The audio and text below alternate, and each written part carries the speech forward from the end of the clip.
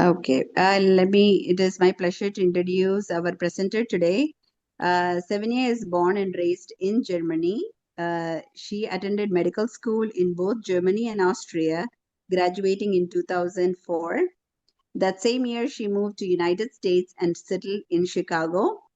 After initially pursuing the USMLE, she shifted her focus and enrolled in the BSN program at the University of Illinois at Chicago. Graduating in 2009, she began her nursing career through VA nursing residency through program at Edward Hines VA Hospital in Chicago, starting as a surgical ICU in ICU nursing before moving to Jesse Brown VA to begin a long tenure emergency department, including mental health. Savinya's VA journey has since taken her across the country from assistant nurse manager in the ER at Palo Alto VA to nurse manager at Dallas VA and finally to Houston VA, where she had held multiple leadership roles since 2014.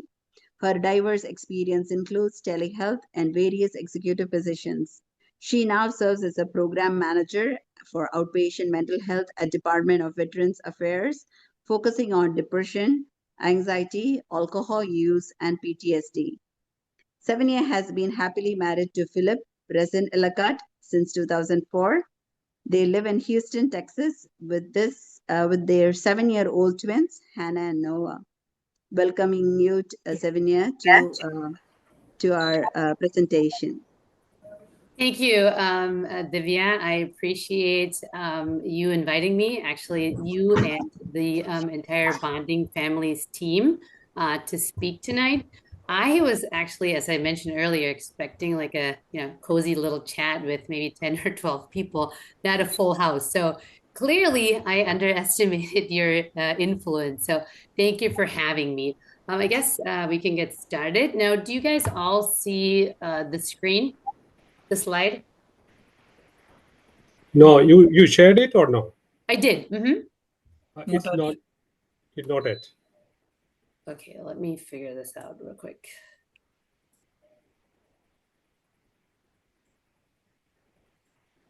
Yeah, it's coming. Okay, so now, okay, so let's see here.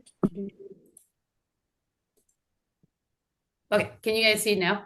Yes. Yes, fantastic. Perfect. Now, All right. maybe I will mute everybody. Can you then unmute yourself so that we don't have any disturbance? Okay, yeah, I don't think I'm muted yet. No. I'm going to mute everybody. And then you can unmute yourself and start talking so that there won't be any disturbance. Okay? Okay, perfect. Can you all hear me? Yes. Okay, great. Okay, so I guess we can get started. So today I will be basically discussing depression, suicide, and the role of family support in the prevention of. So welcome, everybody. So I have a slideshow, as you guys can all see. But typically speaking, I don't really read off the slideshow, and I rather have a conversation about topics that, especially in our community, many shy away from. Depression and suicide is not necessarily a common topic that we all like to talk about, but as you know, Malayali, Knanaya Catholic families, we have strong roots in community and faith, and it gives us truly a powerful tool to support one another. And most of you know someone that maybe suffers from blood pressure or high cholesterol or diabetes, and they're taking medications for it, right? And do we make fun of that person or question them and the medication they're on? We don't. And that's not considered any type of social stigma like high cholesterol or blood pressure issues. So we embrace it as normal and see it as a disease process. So that's what I'm hoping here as well. So many of you that are in healthcare may know that May is Mental Health Awareness Month. Some of you that are not in healthcare may not know that. So in our community, specifically in the Indian community at large, we are great at offering free advice. And, the free advice often comes with the best intentions. But when it comes to mental health disorders, it is important to remember that professional help makes all the difference. Instead of offering your personal advice, let's focus on more being supportive and encouraging others to seek the care they truly need, and that might be professional care. So if you look at this slide, depression isn't just sadness. And oftentimes too, people say to snap out of it, right? If you're sad or if you appear to have a loss of interest, a lot of people in our community think they can easily snap out of it. But what we need to remember here is that it's a clinical condition that affects how people feel, think, and handle daily activities. It can happen to anyone, as we had earlier quickly discussed, regardless of age, background, race, socioeconomic status, which I will get to in a little bit, or faith. Depression is not a weakness or a character flaw. It's truly a medical condition. Research also suggests that genetic, biological, environmental, and psychological factors play a role in the disorder. But the good news here is that depression is treatable. So just to talk quickly about common signs and symptoms of depression. Again, when you look at the slide and read it, these signs are not about weakness or, in our Catholic faith, about sin. They're signs that someone needs help. And not everyone who is depressed shows all of these symptoms. Some of the symptoms may be present in folks. And some people experience, as I mentioned, only a few symptoms, while others may experience all of them or many of them. Depression symptoms interfere with day-to-day functioning and cause significant distress for the person obviously experiencing them. And if we notice these in our family or ourselves, we must take them seriously, just like we take, and if you go to your annual physical checkup and you're being told that your A1C, which is a measure of diabetes, is at the borderline, we take that seriously, right? So it's of utmost important that we take depression as serious as other medical conditions. And the most important thing to take away from this slide is that if these symptoms last more than 2 weeks and interfere with daily functioning, it's time to seek professional help. So this is a slide that shows you, like, when you go to your annual physical exam to your provider, they give you this questionnaire. Some of you may have seen it and may not even know what you're filling out, but this is actually a depression screening. Have you guys seen this before? These questions, it's 9 questions that the primary care provider is supposed to give you at your annual physical assessment for insurance purposes and Medicare purposes. Some of you have seen it, I'm assuming? Yes. Or all of you? Okay, great. So it basically is a patient questionnaire. It has 9 questions, and then the provider adds up the score, tallies up the score. And here you will see a slide that shows you the scoring. If you have a score of 0 to 4, for example, you have maybe no depression symptoms and there's no treatment. If the score is 5 to 9, the depression severity might be more mild. Then 10 to 14, moderate. 15 to 19, moderately severe, and 20 to 27 is severe. And we'll talk about modalities and treatment actions in just a bit. So as I mentioned, depression is not that something you can snap out of. It's a medical condition. And depression is linked to imbalances in your brain, to certain neurotransmitters. And these neurotransmitters, not to get too technical, but are serotonin, norepinephrine, and dopamine, which are brain chemicals that transmit signals between neurons in your brain. And these neurotransmitters play a role in mood regulation, motivation, and other functions. And antidepressant medications, if you need it, obviously, often work by affecting these neurotransmitters. You have to kind of see it as with, like, for example, thyroid, right? Like some might have low thyroid levels or high thyroid levels. When you take medications, it balances that thyroid dysfunction, as an example. So if you look at the prevalence of depression, understanding how widespread depression is helps remove the stigma and reinforces that no one is alone in this disease process. Also to know an important statistic is depression is the leading cause of disability in the world, in the entire world, not just the United States, but in the world. And if you also look at the slide, it shows you that women are more prone to depression than men, but obviously it's not gender specific. And for many, it starts maybe, or episodes have started in adolescence and then carries on to early adulthood.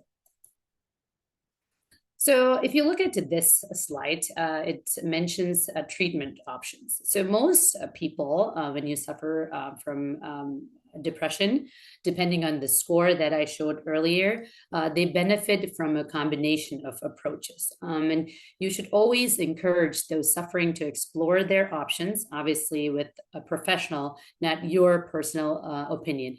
There are different therapies like psychotherapy, cognitive behavioral therapy that focuses on what you can do specifically to enhance your mood or change your thought processes. Medications, as mentioned, is another option, antidepressants that help with that chemical imbalance in your brain. Then, lifestyle changes, including exercise, sleep patterns. Some people have to be on specific sleep patterns because they may wake up in the middle of the night. So they have to adjust their what we call circadian rhythm. Then there are new methods like laughing gas, also known, or nitrous oxide, which has been a long-standing anesthetic from the 19 or 1800s even. And of course, finally, support from family and the community you belong to. In our case, the Knanaya community is important. So now let's segue to suicide. Which can occur with severe or untreated, specifically depression or anxiety or any other mental disorder. As we know, of course, suicide is heartbreaking in our own community. We have in recent times have heard of women taking their lives, unfortunately, and it is often an attempt to escape deep, unbearable emotional pain. And we as a community must remove shame and offer support before someone reaches this point. Divya had mentioned earlier, before several of you had come on, that some neurosurgeon in India had committed suicide recently. So it shows you that it's, spans over all socioeconomic statuses. It could be a neurosurgeon, or it could be a cleaning person. It could be anyone that suffers emotional pain and distress. So we must approach the subject with compassion and awareness, not fear or shame. So behind each number that you see here is a person, right? And these statistics show us why conversations like today's matter. We've been in this conversation since 8:30. If you look at that, there's one death by suicide every 11 minutes. So just think about in an hour, how many suicide cases we have in the United States alone. So multiple factors contribute to a person having suicidal thoughts. A family, as mentioned before, plays a major role in a person's mental health. Loving environments can be protective. Obviously, conflict can intensify distress.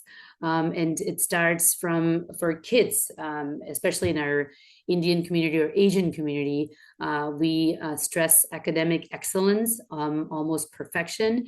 But I would like to mention that instead of stressing perfection, we should focus on more a balanced life. So, and, you know, again, this is preventable. So we should look at preventative measures versus acting afterwards.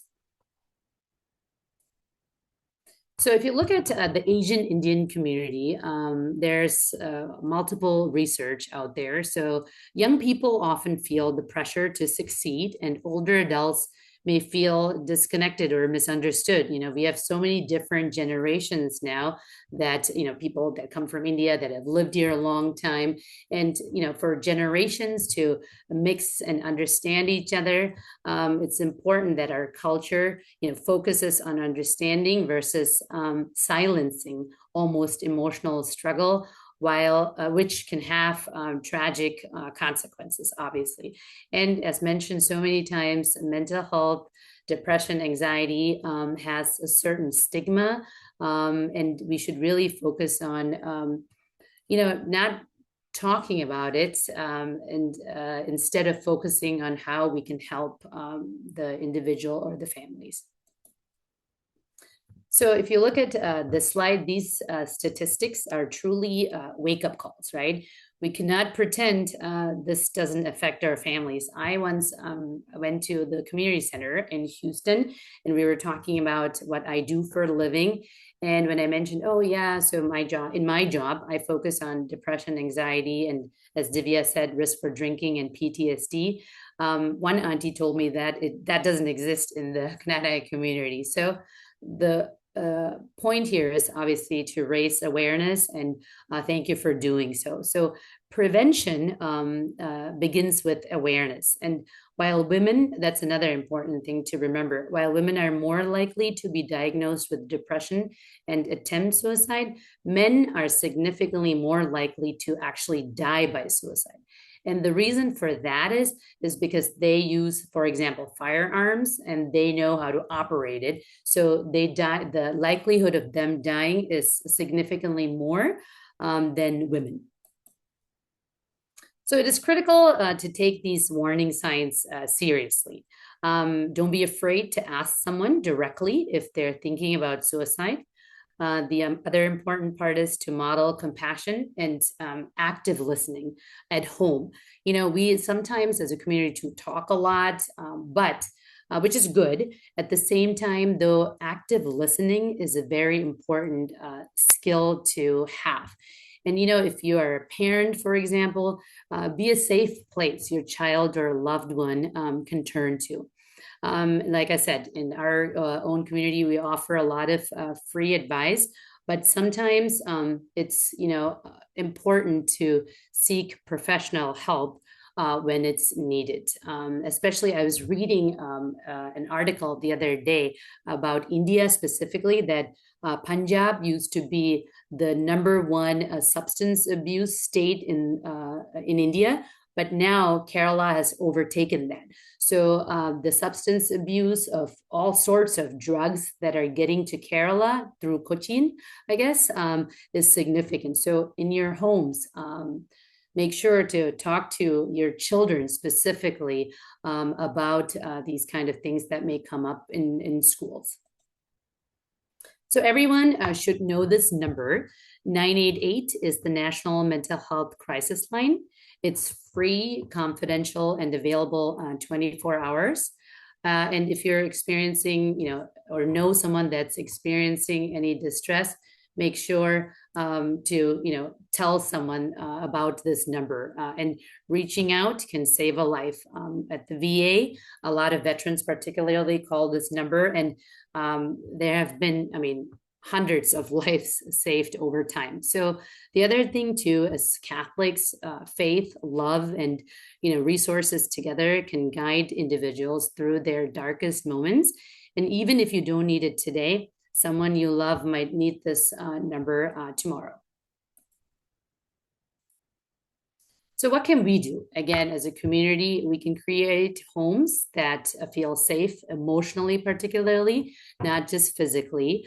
A simple check-in can save a life, right? We talked about attentive listening and talking openly with your children. We have 2 kids that are 7. They know very well what I do for a living, for example, what dad does for a living. And they also know what suicide, as an example, is, but you have to explain it at their level. So make sure that's done appropriately according to age.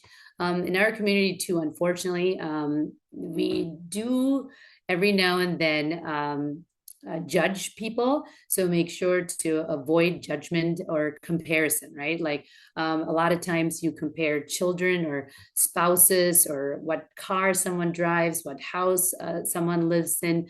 Instead of focusing on other people, work on what you can do and focus on your family. That's why I said earlier, encourage balance. Don't focus too much on perfection. And everybody's capabilities are different, right? So if you really, just like a flower, if you water a flower, that flower will grow. So instead of looking at everybody else, spend time, listen actively to your own families, and be present and loving, because that's what kids particularly and spouses will remember, right? If you constantly are nagging and the spouse doesn't feel valued, it's really feeling valued, then you may not know. The problem with depression or anxiety is that it is intangible. You can't sometimes see it. People are very good at masking it. So make sure to listen and to talk openly about this. Now, as far as our religion or faith is concerned, faith, obviously, as Catholics, gives us a strength, but we must also act with it, right? Let's make sure as a community we build bridges between the spiritual life and mental wellness. Mental illness is not a spiritual failure. Very important to also acknowledge that in the Indian or Malayali community, that sometimes mental illness is seen as a spiritual failure. Oh, when you pray to God, it will go away. But as mentioned, it's a clinical disorder, and it doesn't just go away with praying. So encourage both, obviously, prayer and professional help. So as parents, grandparents, and spouses, as I sort of mentioned, our involvement and example make a profound difference. We have to model what we preach, right? Most of you all go to church on Sundays. The children are enrolled in CCE. So make sure that you preach and do, like, actions speak louder than words, like model love and compassion, and give hope to others versus being judgmental. So judgmental conversations.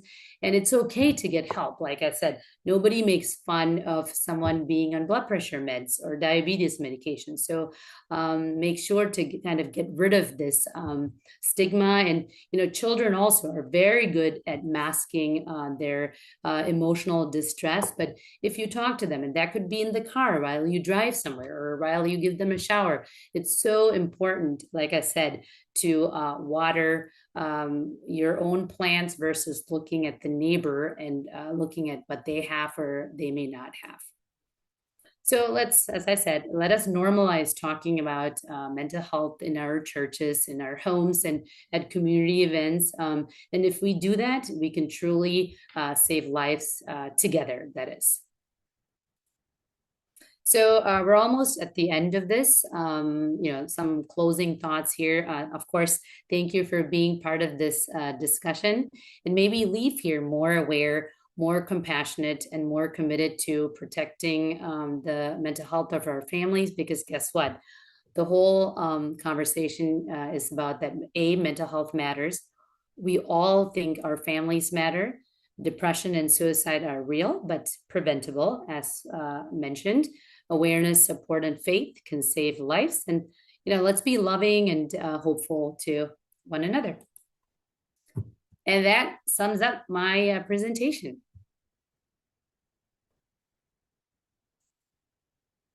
Thank you.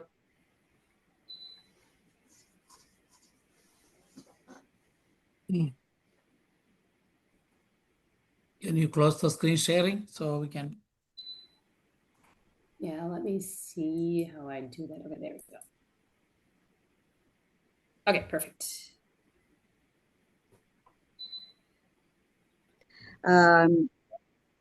Is that in our community, I've heard that when the spouses have conversation, I've heard people say, "ഇനി ഞാൻ നിങ്ങൾക്ക് വലിയ പ്രശ്നമായിട്ട് ഉണ്ടാകിയല്ല, ഒത്തിരി നാൾ ഞാൻ നിങ്ങളുടെ കൂടെ കാണുകയില്ല."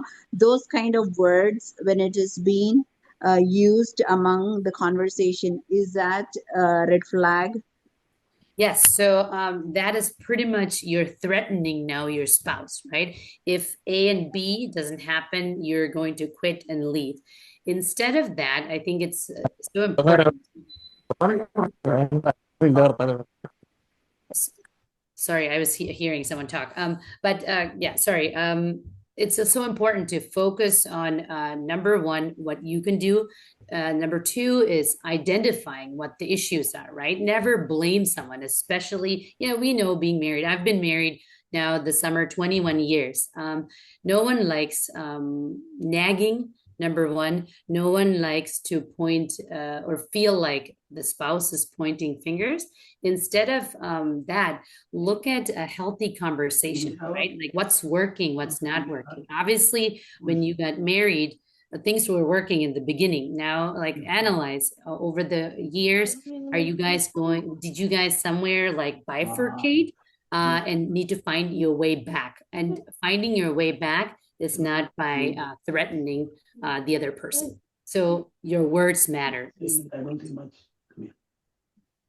Thank you so much. Now is the time where we can ask all the questions, so whatever Svenya is able to answer, because with all her experience, I'm sure she would be able to answer to all the questions. So now is a good time that we all, as a community, we can ask those questions. Maybe it's one of your friend who asked this question and you never knew that answer.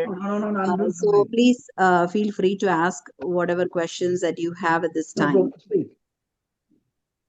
Yeah, very nice presentation. I'm Simon Markil from the Northeast. Yeah, being that you were raised outside Kerala, I have a question and also regarding what people are saying now. We are raising mentally weak children because we overdo for them, too much for them.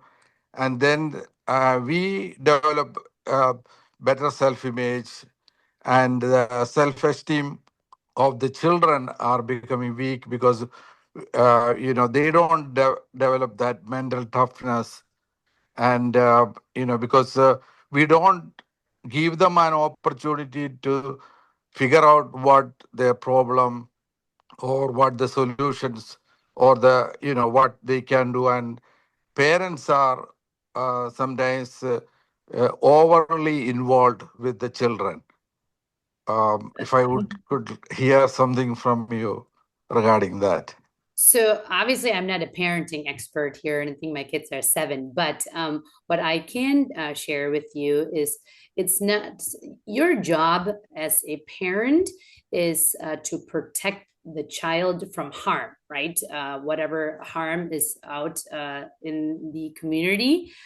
So mental toughness, that terminology even, I'm not quite sure where that stems from, but if you provide a loving environment to your child, you actively listen to your child, you hug them, physical touch. Those are things that are important. If a child feels like, in today's world of cell phones, right? I have the same problem too. Sometimes I'm on the phone while I'm, talking to my kids, and they remind you, "Oh, mom, like, did you even hear me? Are you on Facebook or whatever platform, WhatsApp?" I'm just using an example, right? So I think it's not so much about raising a child to have some sort of toughness. It's more about the fact that you provide a loving environment, that you actively listen. Because I see that in our community too, right? You go to, as an example, you go to a community center event. So many kids are running around with their phones. These parents have no idea what the kids are even looking at. So talking about safety, they have access to their parents' phone. Now they look at YouTube. In between what they look at YouTube, there are some commercials that are not age appropriate. So you want to prevent the child from getting harmed by having exposure to things that are not age appropriate. Thank you. And the other thing is too, of course, in American schools now, we talk a lot about ADHD, but again, your child the best, right? And not everybody needs to be medicated, but that's why I'm saying, like, I wouldn't probably ask someone that's not in the healthcare profession for advice. Rather talk to, if you see any signs or symptoms, it's important to seek professional help, because we as Malayalis, as Knanayas, think we can fix everything, but sometimes that may not be the best route to take. Great question. Okay, can I add one thing more there? I think the mental toughness is not, that's not the terminology, or that is not what we need. We need one thing. We need to provide a kind of, the kids should feel that I can say anything to my parents. They're trusted. So that kind of a system we need to develop. If they are afraid and they don't want to say something, they wanted to hide, there the problem lies. That's parents problem. We need to change. Yeah, I think it's so important, again, that conversation. You can have that when you drive, when it's really in the moment.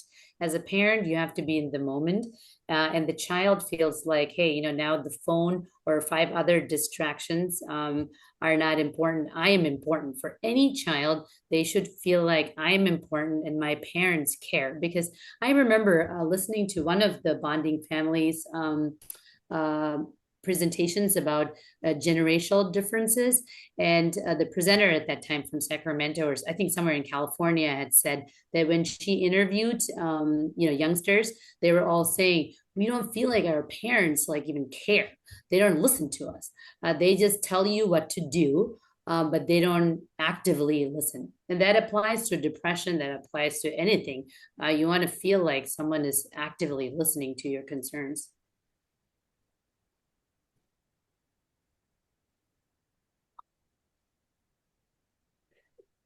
Yeah, I'm Simon Matthew. I'm a clinical licensed social worker. So my children are now grown. I have 4 children. So having raised them, one of the things I noticed is, just like earlier it was mentioned, children have a confidence that I can speak to my parents. It's not only to parents, it's also they should be able to speak up when it's needed, when they see something that is not right.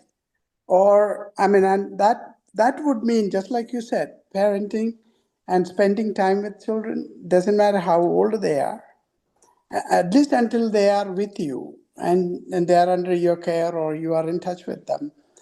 That communication is very important. For instance, between my wife and I, she was a nurse and I was a social worker, but we both took turns the entire time they were growing up. We did not send them to after school. We did not send to an after school program. We ourselves managed it. So in the evenings, I used to have them there, all 4 of them. They may be playing. Then I listen as I'm doing things. I'm also listening to what their conversations are all about. And then they will talk about things that they heard in school, or their friends said it, or they're having these conversations. And I'm like, where did you hear that from? Who told you that? What do you think about it? So we are having that conversation, which helps them understand more, and our interaction is there. And they're not, then they take their attention, we take their attention away from their play or watching the TV or whatever they are doing. So I think an active involvement all along, as much as possible, is needed there to bring up that confidence in them. And the other thing is building confidence. Besides confidence, also we have to make sure that about the depression part of it, that we are not comparing children between themselves, also comparing parents, or look at them, they're doing this or they have that. When they compare, we also should be able to explain, yes, they have that, but we have this. So it doesn't matter, nobody can be equal, things like that. So the raising, along with the raising of children comes our interaction, and continuous interaction, even when they are grown and they may have questions, we should be able to address. And just like Bijo just mentioned earlier, they have to feel that at any age, any time, parents are approachable. Thank you. Agreed. The one thing I would add to is, so for me, I grew up in Germany, right? So Germany is very, when I say very different, we grew up with very few Indians, I mean, Malayalis even.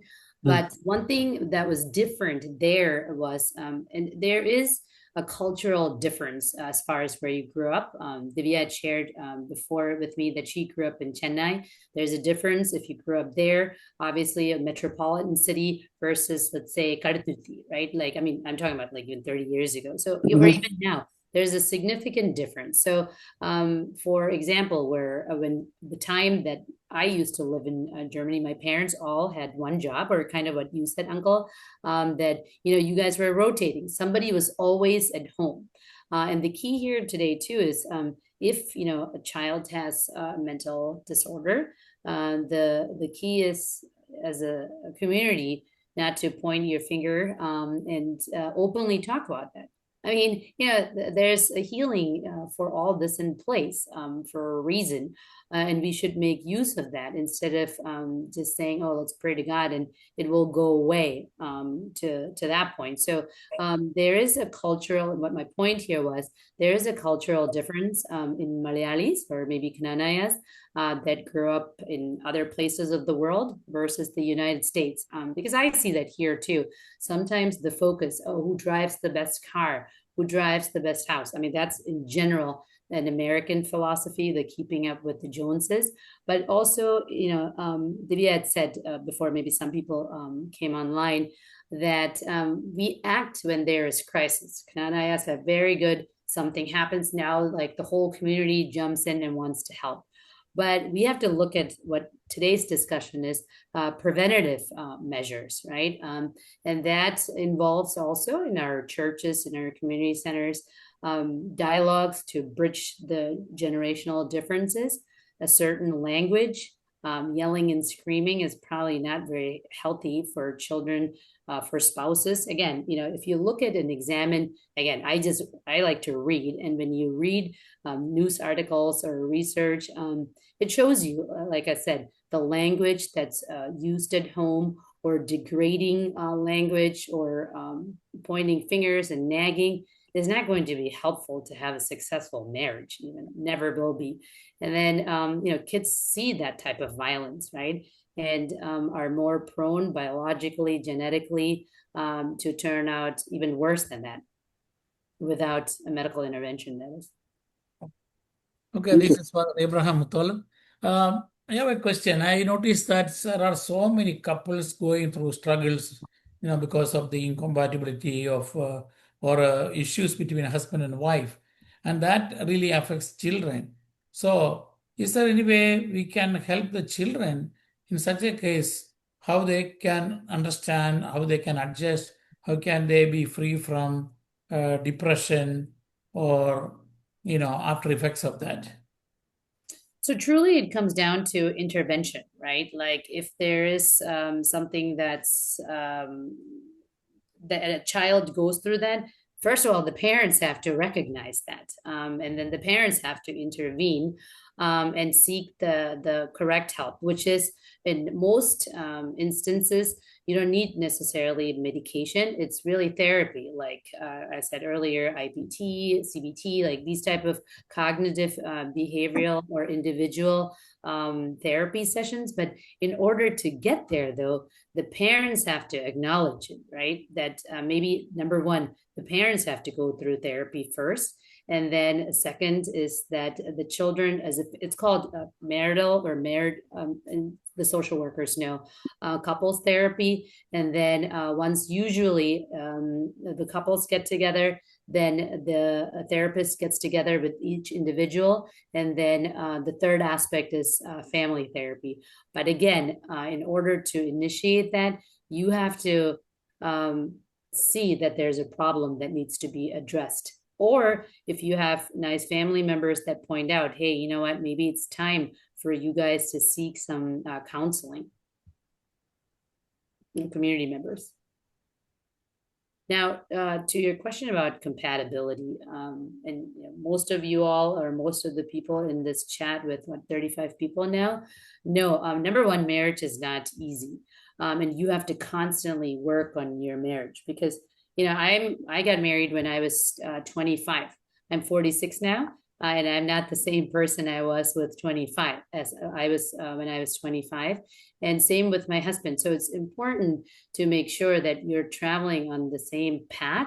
Or if you bifurcate, both people have to have the patience and the desire to get back on track. Now, if there's substance abuse, that's a very difficult problem to have, especially when the spouse doesn't recognize. And in our Canadian community, just be honest here, drinking is a major problem.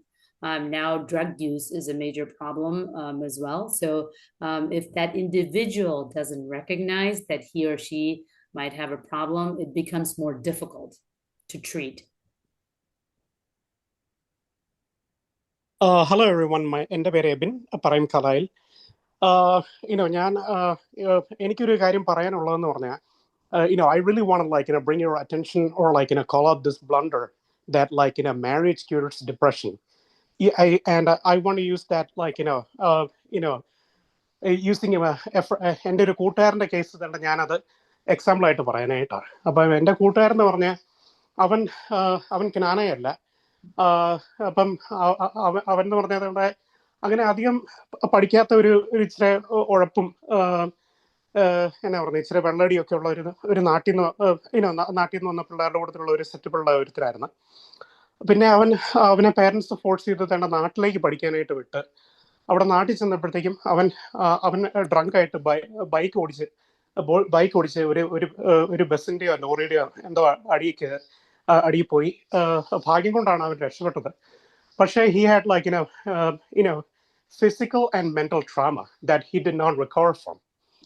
So അതെല്ലാം കഴിഞ്ഞ് പിന്നീട് തിരിച്ച് അമേരിക്കയിലേക്ക് വന്നിട്ടാണേലും അവന്റെ ഒരു രീതി എന്ന് പറഞ്ഞാൽ, ഇപ്പൊ ഫ്രണ്ട്സിന്റെ കൂടെ ഹാങ് ഔട്ട് ചെയ്താലും അല്ലെങ്കിൽ ആരുടെ കൂടെ ആണെങ്കിലും ഒരു പോയിന്റ് കഴിയുമ്പോഴത്തേക്കും അവനങ്ങ് സോൺ ഔട്ടാണ്. അങ്ങനെ ഇത് വന്ന് പിന്നീട് അവന് ക്ലോസ് ആയിട്ടുള്ള കുറെ ഫ്രണ്ട്സ് എല്ലാം മാറിപ്പോയി. പിന്നെ ഫാമിലി സപ്പോർട്ട് ഉള്ളതുകൊണ്ടും അതായത് ഫാമിലിയിലുള്ള വേറെ പലർക്കും ബിസിനസ് ഉള്ളതുകൊണ്ടും അവൻ ഇതുപോലെ ഗ്യാസ് സ്റ്റേഷനിൽ ജോലി ചെയ്ത്. പക്ഷേ his issues were not addressed. അങ്ങനെ ഇരുന്നപ്പോഴത്തേക്കുമാണ് പിന്നെ പറഞ്ഞ പേരൻസ് ഇവനെ നാട്ടിലുള്ള ഒരു പെണ്ണിനെ കൊണ്ട് കല്യാണം കഴിപ്പിക്കാനായിട്ട് തീരുമാനിച്ചത്. സോ അപ്പം പിന്നീട് ഞാൻ അറിഞ്ഞ അതായത് ഇവരെ കല്യാണം കഴിപ്പിക്കാൻ തീരുമാനിച്ചെങ്കിലും ഇവരുടെ രണ്ട് പ്രയോറിറ്റീസ് വ്യത്യസ്തമായിരുന്നു. കാരണം ആ പെണ്ണിന് എങ്ങനെയെങ്കിലും അമേരിക്കയിലേക്ക് വന്നാൽ മതി, അതേസമയം ഇവൻ മാരേജിന് റെഡി അല്ലായിരുന്നു. അങ്ങനെ എനിവേ ഇത് ഫോഴ്സ് ചെയ്ത് കല്യാണം കഴിച്ച് ഇവിടെ വന്ന് കുറച്ച് നാൾ കഴിഞ്ഞപ്പോഴത്തേക്കും basically he put a gun on his own head and committed suicide. So അപ്പം എനിക്ക് ഈ കേസിൽ എനിക്ക് പറയാനുള്ളതെന്ന് പറഞ്ഞാൽ, in a lot of cases it needs proper intervention, and marriage is not a solution for depression in many cases. കാരണം ഈ ഒരു കേസിൽ വെച്ചെന്ന് പറഞ്ഞിട്ടുണ്ട് അവൻ്റെ ജീവിതവും അവൻ്റെ ജീവിതവും പോയി, ആ പെണ്ണിന്റെ ജീവിതവും പോയി. So what I would say to that is fundamentally all of that is wrong, because let's say, as you said, somebody's a drug addict, alcoholic. It's not the girl's responsibility to change that man, and that's in our culture that happens a lot of times, right? Like especially with arranged marriages. I mean, നമ്മുടെ family, like I'm sure everybody knows or knows someone like that. I mean, that's, again, the point here is to have an honest conversation. I can tell you about at least a good 5 or 6 people that are extremely unhappily married. The parents should have never married off their son thinking, oh, അത് പെണ്ണിന്റെ ജോലിയാണ് അവനെ change ചെയ്യാൻ. No, same with depression.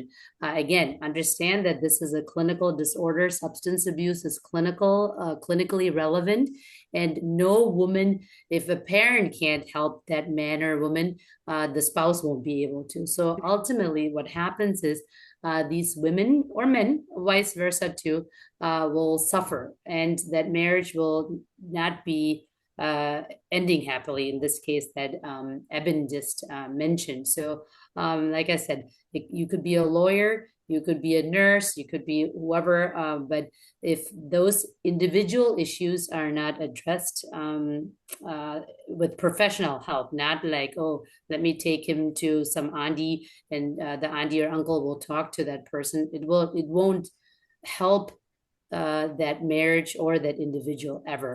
Like you just said, that individual committed suicide. It didn't help him nor his wife. I think it is getting time almost. Sorry, എൻ്റെ പേര് 40. So yeah, we need within 5 minutes, let us talk. ഒറ്റ minute. എൻ്റെ പേര് ജോസ് എന്നാണ്. ഞാൻ ഇവിടെ ഹൂസ്റ്റണിലാണ് താമസിക്കുന്നത്. ഇപ്പം മുമ്പേ പറഞ്ഞ എക്സാമ്പിളിൽ നിന്ന് തന്നെ ഒരു കാര്യം, അതായത് സൊസൈറ്റിയൽ റെസ്പോൺസിബിലിറ്റി അല്ലെങ്കിൽ കാത്തലിക് റെസ്പോൺസിബിലിറ്റി എന്ന രീതിയിൽ ഒരു കാര്യം പോയിന്റ് ഔട്ട് ചെയ്യാൻ ഉദ്ദേശിക്കുന്നു. ഇപ്പം മുമ്പേ പറഞ്ഞ എക്സാമ്പിൾ എക്സ് ഓർ വൈ ആരാണെന്ന് അറിയില്ല, അതൊരു കാത്തലിക് ആണെങ്കിൽ പള്ളിയിൽ കല്യാണം വിളിച്ചു ചൊല്ലിയായിരിക്കുമല്ലോ ആ ആളുടെ കല്യാണം നടന്നത്. അപ്പൊ ഇങ്ങനെ ഒരു പ്രശ്നം ഉള്ളതാണെങ്കിൽ പള്ളിയിലെ അച്ഛനോ അല്ലെങ്കിൽ സൊസൈറ്റിയിലുള്ള ആരെയല്ലോ ആ ഒരു പെണ്ണിന്റെ ഫാമിലിയിൽ അറിയിക്കുകയായിരുന്നെങ്കിൽ ആ പെണ്ണിന്റെ ഫ്യൂച്ചർ പോവുകയില്ലായിരുന്നല്ലോ. അങ്ങനെ ഒരു സംവിധാനം ഉണ്ടാകണമെങ്കിൽ നമ്മളിവിടെ ഇരുന്ന് ഈ ക്ലാസ് ഇങ്ങനെയൊക്കെ പറയുന്നുണ്ട്. ഇത് നമ്മൾ സ്ട്രോങ് ആയിട്ട് സൊസൈറ്റിയിൽ ഇങ്ങനെയുള്ള പ്രശ്നങ്ങൾ അഡ്രസ്സ് ചെയ്യാനും ആ അഡ്രസ്സ് ചെയ്ത് ഇങ്ങനെയുള്ള കല്യാണങ്ങൾ ഉണ്ടാകുമ്പോൾ അത് നടക്കാതിരിക്കാനും മുന്നോട്ട് വെക്കുന്ന ഇച്ചിരി മലയാളത്തിൽ പറഞ്ഞു കഴിഞ്ഞാൽ കമ്മ്യൂണിസ്റ്റ് ചിന്താഗതിയാണ്.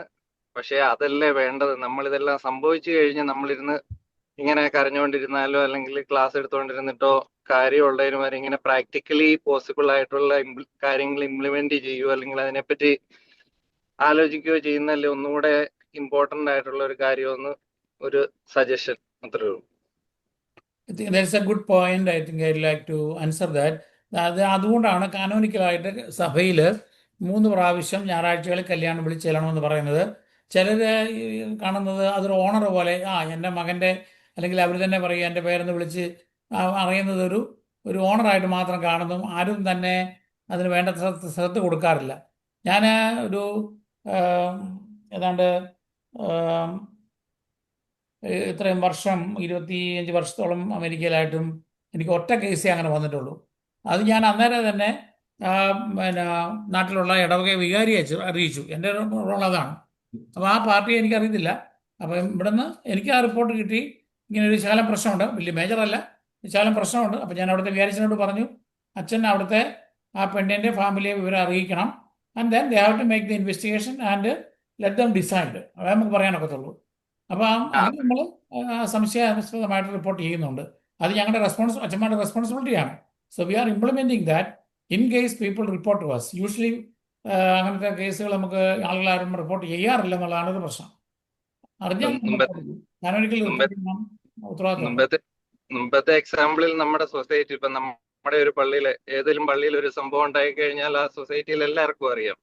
പക്ഷെ അവിടെ ഒരു 50 or 100 ആൾക്കാരുണ്ടായിരുന്ന ഒരാൾ പോലും അതിനുള്ള ഒരു ആർജവം കാണിച്ചിട്ടില്ല. അതുകൊണ്ടല്ലേ ആ പെണ്ണിന്റെ ഫ്യൂച്ചർ പോയത്. അത് ആ ഒരു പോയിന്റാണ് ഞാൻ പറഞ്ഞു വെക്കുന്നത്. നമ്മളിങ്ങനെ തിയറിറ്റിക്കൽ ആയിട്ട് കുറെ സംസാരിച്ചിട്ടോ അല്ലെങ്കിൽ ഇതിനെപ്പറ്റി നമ്മൾ പഠിച്ചിട്ടോ ഒരു ആവശ്യമുണ്ട് ഇല്ലെന്നല്ല പറയുന്നത്. പക്ഷെ അതിലും കൂടുതലായിട്ട് ഇത്രയും മോശമായിട്ട് കിടക്കുന്ന ഈ സിറ്റുവേഷനിൽ ഇപ്പം എന്താ പറയാ, നമ്മള് എന്നാ രാജാവ് നഗ്നനാണെന്ന് മലയാളത്തിൽ പറയുന്ന രീതിയിലുള്ള നമ്മുടെ ഒരു അക്സെപ്റ്റൻസ്, സമൂഹത്തിന്റെ ഒരു അക്സെപ്റ്റൻസ് ആണ് മെയിൻ ആയിട്ട് നമ്മൾ നേടിയെടുക്കേണ്ടത്. അക്സെപ്റ്റ് ചെയ്ത് കഴിഞ്ഞാൽ മുമ്പേ പറഞ്ഞ പോലെ ഇതൊരു ഡയബറ്റിക്കോ അല്ലെങ്കിൽ ഹൈപ്പർ ടെൻഷനോ പോലെയുള്ള ഒരു അസുഖമാണ്, അല്ലെങ്കിൽ അങ്ങനെയുള്ള ഒരു കണ്ടീഷനാണ്. അതിനെ അക്സെപ്റ്റ് ചെയ്യുകയും അതിനെ ട്രീറ്റ് ചെയ്യുകയോ അല്ലെങ്കിൽ ഫൈൻഡ് ഔട്ട് ചെയ്യുന്നതാണ് ഒന്നുകൂടെ ചെയ്യുന്നതിന് എങ്ങനെ എല്ലാവരെയും ഹെൽപ്പ് ചെയ്യാം എന്ന് ഉള്ള ഒരു രീതിയിലുള്ള ഒരു എഡ്യൂക്കേഷണൽ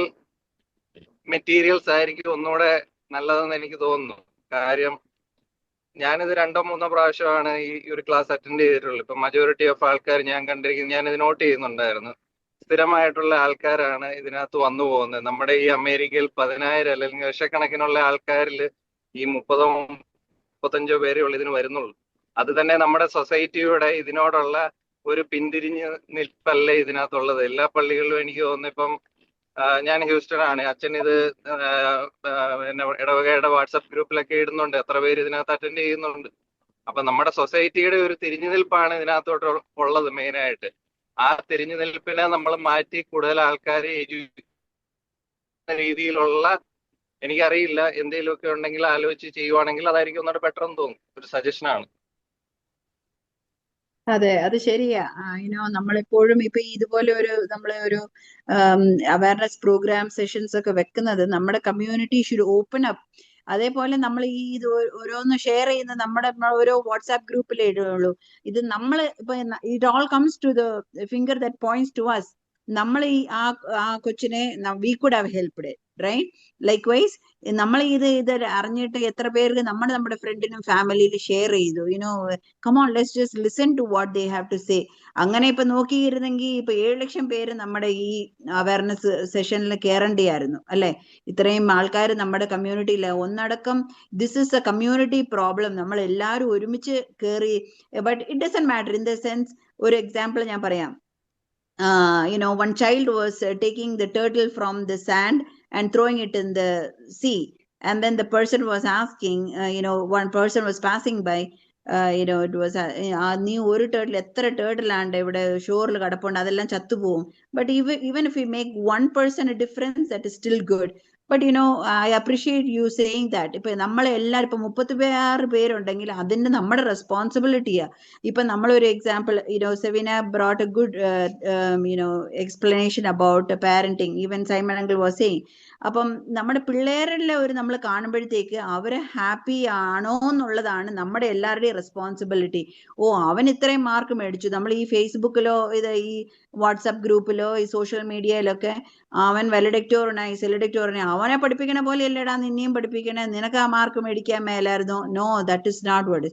എന്റെ കൊച്ചിനെ കൊണ്ട് പറ്റാവുന്ന എന്റെ കൊച്ചു മേടിച്ചു. എന്റെ കൊച്ചു പഠിക്കാൻ കഴിവുള്ളത് അതനുസരിച്ച് ചെയ്താൽ മതി. ആ ഒരു സന്തോഷം, കൊച്ചു ഹാപ്പിയാണോ അങ്ങനെ നോക്കിയാൽ മതി എന്നും പറഞ്ഞ പോലെ. ഇതുപോലെ ഓരോ സിറ്റുവേഷൻസ് വരുമ്പം നമുക്കറിയാം ആ കൊച്ചു your son may not be very good to marry this person, or the daughter may not be the right person to marry this son. I think you should never take this as a reason to marry. Depression ഒക്കെ ഉള്ളപ്പോഴത്തേക്ക് you should make sure there is medications or treatment that is being taken. അത് എല്ലാ parents, ഇപ്പൊ നമ്മളെല്ലാരും ഒരു parent ആണല്ലോ ഇപ്പൊ ഇരിക്കുന്നവരെല്ലാരും. അത് we have to understand. It all comes to pointing ourselves that we have to see if our child is good, if we are good, if we are happy. നമ്മൾ happy ആണെങ്കിലേ ഉള്ളൂ നമ്മുടെ മക്കള് ഹാപ്പി ആവുള്ളൂ, നമ്മുടെ കുടുംബം ഹാപ്പി ആവുള്ളൂ. അല്ല മറ്റവര് അവര് സന്തോഷമായിട്ടിരിക്കുന്നു പറഞ്ഞു കഴിഞ്ഞാൽ അവരവരുടെ സന്തോഷം ഇരുന്നോട്ടെ. that is their life. We have to look at are we happy? Are we keeping our family together? Are we keeping our children happy? Those are some things which it comes to that point. That's a good thing that you said. Yeah. Any other questions? I think we have to wind up because New York. Yeah. 10:30. Yeah, we are over by 7 minutes. If anybody else have any questions. One more small thing that I do have 2 questions. I'm sorry, go ahead. Yeah, go ahead. Yes. So the first and foremost, excellent presentation, Mrs. Elackatt, and coincidentally, my wife is also from the Elackatt family, and I am from here, Dallas. My name is Stephen Potur. So, building on what Reverend Father Abraham Mathorat and Dr. Divya and Jose had mentioned in terms of the youth, based on your experience, what are the most significant gaps in child and youth mental health do you see here in the US? That's the first question. And so that's the gaps. And the second is, what mental health challenges do you see with undocumented families in this country? I can answer the first part. The second part, Sure. we probably have to discuss rather in a larger group. So number one, I think generationally, there's some major gaps. First of all, as Divya said, the biggest thing is as far as a child and a parent, your dreams and desires you don't focus or enforce that on the child. You have to let the child be the child. There's certain things that you may have not been able to accomplish, but that doesn't mean that's what the child wants. So you have to focus on each individual. You don't enforce, like I said, your own dreams on your child. That child is an individual, right? God, if you talk about faith, God has entrusted you with this child. Your job is to raise that child in a loving household. And then the second portion that I see as far as the generational gap is again, I didn't grow up here, but most of the parents in our own, church come, were raised in India, mainly in Kerala and like the small villages. And they come here and it's very hard to like assimilate, right? On the one hand, language is a problem. Most people feel more comfortable speaking Malayalam to one another. If you look at friendships too, like we stay in our little cohorts, right? You stay with the Kananaya cohort, and it's hard to assimilate. So many parents try to assimilate, and then what happens is they give up their culture. I have heard so many times, again, I grew up in Germany, but I can speak Malayalam well. My parents stressed our culture a lot in the household. And I, in our house, speak Malayalam, not all the time, but we speak the language. We never talk bad about India. Like, for example, I've heard so many times in our own community, like India is not clean, is dirty. And, there's all these cows running around. The child hears what the parent says, right? So I don't even understand how I can be more Malayali than folks that grew up in Kerala.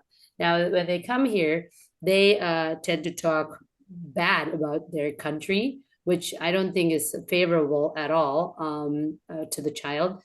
The other part is, like I said, your own dreams, to enforce that on the child is never healthy because, again, every child is different.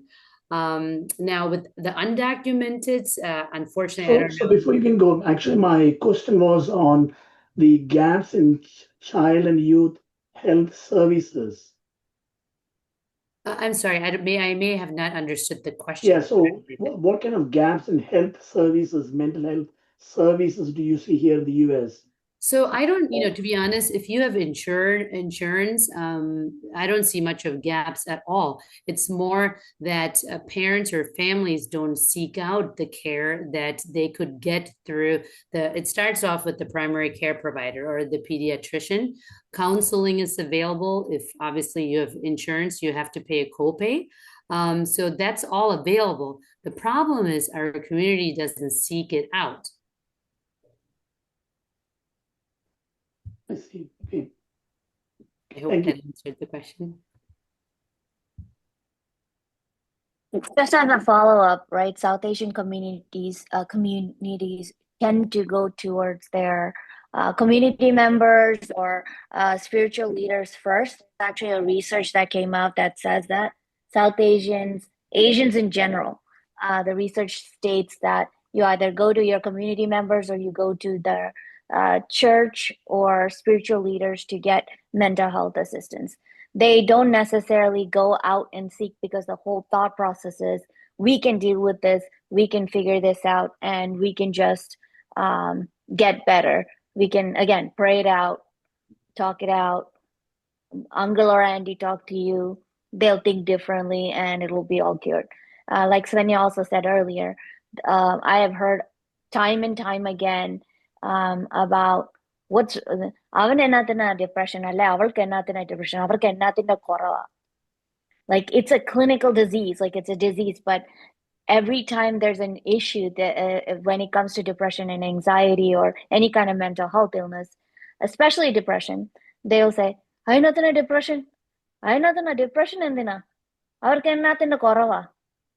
You know, അത് പറയുന്നേ ഇവർക്ക് എന്നാത്തിനാ cancer, ഇവർക്ക് എന്നാത്തിന്റെ കുറവാന്ന് പറയുന്ന പോലെ. It's equal, it's very similar. അല്ലെങ്കിൽ ഇവർക്ക് എന്നാത്തിനാ diabetes, ഇവൻ എന്നാത്തിന്റെ കുറവാ, എന്തുകൊണ്ട് ഇവന് ഡയബറ്റീസ് വരുന്നു, ഇവൻ എന്നാത്തിന്റെ കുറവാ. It's the same exact scenario, like, but people don't understand it's a clinical disease. It can be diagnosed. There's treatment plans that you can follow through. It's a big stigma. Even in my own family, if somebody says, oh, ഞാൻ തെറപ്പിയില്ല, അയ്യോ നീ എന്തിനാ therapy ചെയ്യുന്നേ, നിനക്ക് എന്നാ പറ്റി, നിനക്ക് എന്നാ കുഴപ്പം. You know, instead of saying, okay, good, you're in therapy, hopefully that will help you, hopefully that can promote you and get you to wherever you need to go, you know.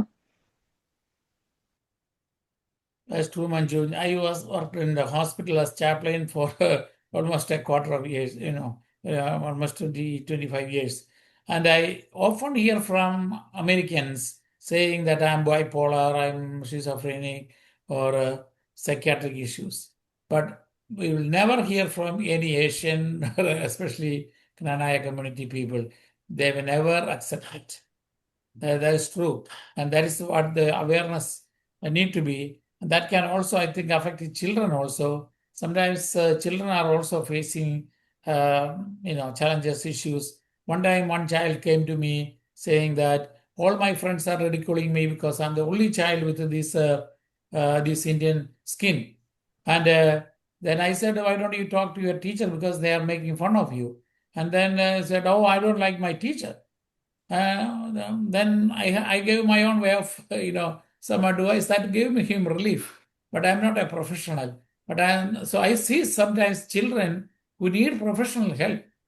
Nowadays, when some people call me for help, I say, I'm not professionally trained for that, though I'm a spiritual leader. If you come for confession, of course, I give some spiritual, advice in short and give absolution. But for nowadays, they have to go for professional help, which I'm not trained for. That is why I sometimes refer to Divya or Simon Atimali. You might be getting calls from people referred from by me. Yeah, actually, one more thing that I would like to address is like ഇതുപോലെ ചെറുപ്പത്തില് ഒത്തിരി പേർക്ക് ഇങ്ങനെ body shaming ഇപ്പൊ അച്ഛൻ പറഞ്ഞ കാരണം I just wanted to add on ഇങ്ങനെ സ്കിൻ ടോൺ കളറും പിന്നെ അമിതമായി വണ്ണമുള്ളതും അത് അങ്ങനെയൊക്കെ പിള്ളേരെ നീ തടിയനായിട്ട് ഇങ്ങനെ നടന്നോടാ അങ്ങനെയുള്ള ഒരു വീട്ടിൽ തന്നെ അങ്ങനെ പറയുമ്പോഴത്തേക്ക് parents are the one who should say, bring that normal routine of let's do an exercise together, let's eat healthy. അങ്ങനെയൊക്കെ ചെയ്യാതെ നീ ഒരു തടിയനായിട്ട് നടന്നോ, നീ വെയിലത്ത് പോയി കളിച്ച് കർമ്മനായിക്കോ, അങ്ങനെയൊക്കെ അതൊക്കെ അതുപോലെയുള്ള വർത്താനങ്ങളൊക്കെ നമ്മുടെ കമ്മ്യൂണിറ്റിയിൽ അതൊക്കെ ഇച്ചിരി ഒരു വേർഡ്സ് ശ്രദ്ധിക്കുവാണെങ്കിൽ നല്ലതായിരിക്കും. അതെല്ലാം ചെറുപ്പത്തിലെ ആ ട്രോമാറ്റിക് ആയിട്ട് ഇരിക്കുമ്പോഴത്തേക്ക് അത് വലുതാവും തോറും അത് പേരൻസിന്റെ അടുത്ത് ഒത്തിരി പിള്ളേർ സംസാരിക്കുമ്പോഴത്തേക്ക് എൻ്റെ മമ്മിയും പപ്പായും പോലെ അവർക്ക് ഞാൻ ഉണ്ടായത്, അവർ പോലെ എന്നെ ഇങ്ങനെയാ പറയുന്നത്. It is very hard sometimes to hear from young kids when they share those things, because they are all God's blessing. When we see parents shaming their own children, what school bully, okay, that's a different scenario. Own parents saying about their children, it is very hard to hear that. So those small traumatic experiences can result in. Svenya, do you have anything to comment on that, of how traumatic experiences on childhood can make which people go through depression and suicides? Yeah, they might be exactly right. More prone to depression, long-lasting depression. I mean, where they have to take antidepressants for a life, right? Like any type of trauma, it could be anything. So your words matter. The way you talk about other people in your families, like the typical Malayali kuttam parachadu. Again, what's interesting here is really we talk about faith on one hand, but then when you turn around and the words, the parents as such, or spouses, even like how spouses talk to one another, right? We said that earlier too. And the children listen to that. If you talk nicely versus using language that's inappropriate, that's what it's not good for anybody's mental health, for the parents' mental health, for the children's mental health, and it will have long-lasting damages. Obviously, as we said, clinical depression is diagnosed if you have these feelings for over 2 weeks, and that tells you already a child feeling maybe like that for years may have never been diagnosed with anxiety and depression, and it goes untreated. So your words matter. Divya, can we conclude now? Yeah, sure. Thank you once again, Svenya, for giving such a deep understanding. Somebody have, yeah. This is Chinnama Nyaravel from Chicago. And, when somebody was talking about the color of the skin, we have an incident, one of our, grandchild. He was complaining about, some other kids were ridiculing him, because of the color. Then my husband was saying, doesn't matter. He was telling the child that even though, the Indians, they are very smart. There are some bosses like, the Google and some, important people, you can see in the newspaper, and, tell them in a different way, even though the color doesn't matter. That is part of our ethnicity and, doesn't matter. But we are smart. We can overcome some of those negative feelings that children have, even though the color doesn't matter. They can, after that, they were able to come out of it. They don't talk about it. They know the Indians, they are smart. They can counteract, some of their feelings that way also, I think. Yeah, thank you for sharing that, Anka. And because ഇതുപോലെ നമ്മുടെ കമ്മ്യൂണിറ്റിയിൽ നമ്മൾ തന്നെയാണ് നമ്മൾ ഇതുപോലെ share ചെയ്യുമ്പോഴത്തേക്ക് we help each other.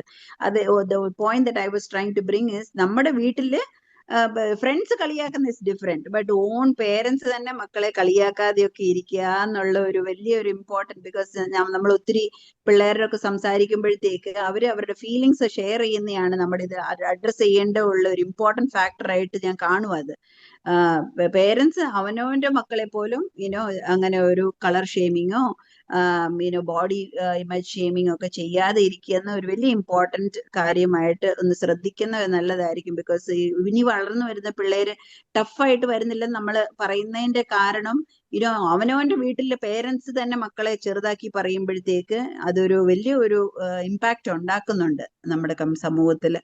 So that is something that will pass on. So those are some things that we all learn. നമ്മൾ അങ്ങോട്ടും ഇങ്ങോട്ടും പരസ്പരം സംസാരിച്ച് ഡിസ്കസ് ചെയ്യുമ്പോഴാണ് we all learn. Because throughout our life we are all learning through this path. Once again, want to thank Svenya for giving such a thoughtful and very deep understanding of what is depression and suicide. And I'm sure that today's class was a great learning experience. We all have something to take from this class. We have almost discussed more than 2 hours about this topic, and let us brainstorm more on this one and help our community more of a caring and nature ആയിട്ട് പീപ്പിളിന്റെ അടുത്ത് നമ്മൾ സംസാരിക്കുമ്പോഴത്തേക്ക് മോനെ are you okay, are you happy, എല്ലാരും പള്ളിയിലൊക്കെ ഒന്ന് പോകുമ്പോഴത്തേക്ക് നീ എന്താ പഠിച്ചത്, നീ എന്നാ പഠിക്കാൻ പോകുന്നത്, അതൊക്കെ ഓക്കെ അവര് ചെയ്തോളും. നീ ഹാപ്പി ആണോടാ, നീ അങ്ങനെയൊക്കെ ഒന്ന് നമ്മൾ ഒരു മാറ്റിപ്പിടിക്കുക ലൈഫില്. അവരുടെ സന്തോഷമായിട്ടാണോ ഇരിക്കുന്നത്, നിന്റെ മുഖത്തിന് എന്നാടാ ഒരു വാട്ടം, അല്ലെ അവളോട് മോളോടാണെങ്കിൽ ആരോടാണ് കാണുമ്പോഴത്തേക്ക് all those words will make a big impact is what I'm thinking. So with that, I want to thank all our resource team and all the participants for joining this meet. And please share, every first Wednesday will be our meeting awareness programs like this. Please share with your friends so we all can grow in our community. We all have to grow together. So with a different topic, we will see you next month, the first Wednesday. With that.